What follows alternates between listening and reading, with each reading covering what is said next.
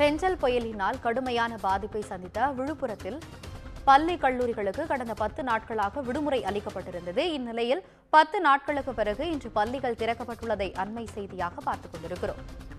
இதுகுறித்து கூடுதல் விவரங்களுடன் இணைகிறார் செய்தியாளர் கலிஃபத்துல்லா. வணக்கம் கலிஃபத்துல்லா, விவரங்களை சொல்லுங்க. வணக்கம் ஆனந்தி.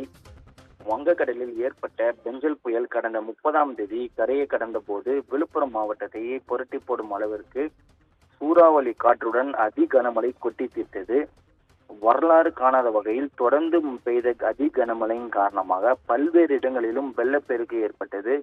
இதனால் விழுப்புரம் மாவட்டம் முழுவதிலும் உள்ள ஏராளமான வீடுகள், பள்ளி, கல்லூரிகள், விவசாய நிலங்கள் உள்ளிட்ட பகுதிகளில் வெள்ளம் சூழ்ந்து கடுமையான பாதிப்புகள் ஏற்படுத்தியது. மழை விட்டு பல நாட்களை கடந்த போதிலும் விழுப்புரம் மாவட்டத்தில் ஏற்பட்ட வெள்ள நீர் வடி கால தாமதம் ஏற்பட்டதால் மாணவ மாணவிகளின் பாதுகாப்பை கருத்தில் கொண்டு கடந்த 26ஆம் தேதி முதல் கடந்த 7ஆம் தேதி வரை தொடர்ந்து 10 நாட்களாக விழுப்புரம் மாவட்டத்தில் உள்ள அனைத்து பள்ளி கல்லூரிகளுக்கும் விடுமுறை அளிக்கப்பட்டிருந்தது. இந்த நிலையில் வெள்ளம் வடிந்து இயல்பு நிலை திரும்ப தொடங்கியுள்ளதால் விழுப்புரம் மாவட்டத்தில் உள்ள அனைத்து பள்ளி கல்லூரிகளும் ஒரு வாரம் விடுமுறைக்கு பிறகு இன்று வழக்கம் போல் திறக்கப்பட்டுள்ளது. இதனால் மாணவ மாணவிகள் இன்று உற்சாகத்துடன் பள்ளி கல்லூரி நிலையங்களுக்கு வழக்கம் போல் வகுப்புகளை அமர்ந்து ஆசிரியர்கள் நடத்தும் பாடங்களை கவனிக்க தொடங்கியிருக்கின்றனர்.